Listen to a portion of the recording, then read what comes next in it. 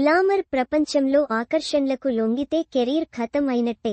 ఇక్కడ స్త్రీల అందచందాలు, ఆకర్షణ ప్రభావానికి లోనయ్యే చాలామంది యువ ప్రతిభావంతులు తమ కెరీర్ని మధ్యలోనే ముగించాల్సిన పరిస్థితులు ఎదురవుతాయి. ఒకసారి ఏదో ఒక కోణంలో బ్యాడ్ నేమ్ స్ప్రెడ్ అయితే అన్ని నిర్మాణ సంస్థలు వివాదాస్పద వ్యక్తిని దరిదాపుల్లోకి కూడా రానిచ్చే సాహసం చేయవు. ఆ ప్రభావం కోట్లాది రూపాయల విలువ చేసే ప్రాజెక్టుపై పడకుండా నిర్మాతలు జాగ్రత్తలు తీసుకుంటారు.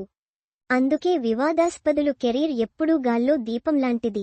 ఇప్పుడు కరణ్ జోహార్ ధర్మ ప్రొడక్షన్స్లో తెరకెక్కిన ప్రతిష్టాత్మక సినిమా హోంబౌండ్ సెట్స్ లో మహిళపై లైంగిక వేధింపులకు పాల్పడ్డాడని ఆరోపణలు వచ్చిన యువ సినిమాటోగ్రాఫర్ ప్రతీక్ షా కెరీర్ ఊగిసలాట మొదలైంది.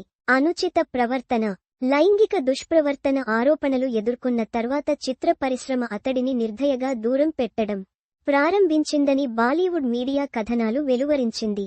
ప్రీమియర్ కోసం హోంబౌండ్ టీంతో కలిసి కేన్స్లో ఉన్న ప్రతీక్ షాకు ఇది ఊహించని సెట్ బ్యాక్. వేధింపుల ఆరోపణలు వెలువడిన తర్వాత హోంబౌండ్ నిర్మాతలు ఈ విషయంపై ఒక ప్రకటన విడుదల చేశారు. ఇప్పుడు వేరొక నిర్మాణ సంస్థ అతడిని తొలగించిందని గుసగుసలు వినిపిస్తున్నాయి. తాజా కథనాల ప్రకారం విక్రమాదిత్య మోత్వానే దర్శకత్వం వహించనున్న సౌరవ్ గంగూలీ బయోపిక్ నుంచి షెఫాలీ షా తదుపరి ప్రాజెక్ట్ నుండి ప్రతీక్ షాను తొలగించారని బాలీవుడ్ మీడియా ధృవీకరించింది. అతడు గంగూలీ బయోపిక్ కోసం లండన్ కూడా వెళ్లాడు. కానీ తాజా ఆరోపణల నేపథ్యంలో అతడిని తొలగించారని గుసగుసలు వినిపిస్తున్నాయి. సౌరవ్ గంగూలీ బయోపిక్లో రాజ్ కుమార్ రావు టైటిల్ పాత్రను పోషించనున్నాడు. సినిమా చిత్రీకరణకు ముందు సినిమాటోగ్రాఫర్ తొలగింపు ఊహించనిది. మోత్వానే గతంలో సిఆర్.టి.ఎల్. జూబ్లీ చిత్రాల కోసం ప్రతీక్ షాతో కలిసి పనిచేశాడు. కానీ ఆ స్నేహం ఇక కొనసాగదు. నిర్మాతలు ప్రత్యామ్నాయం కోసం చూస్తున్నారని సమాచారం.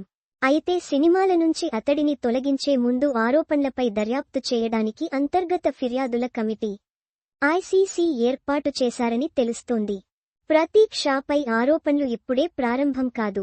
4 ఏళ్ల క్రితమే ఒక యువ cinematographer Indian women cinematographers collective IWCC లో ఫిర్యాదు అందగా అతడు క్షమాపణలు చెప్పాడని మీడియాలో కథనాలొచ్చాయి.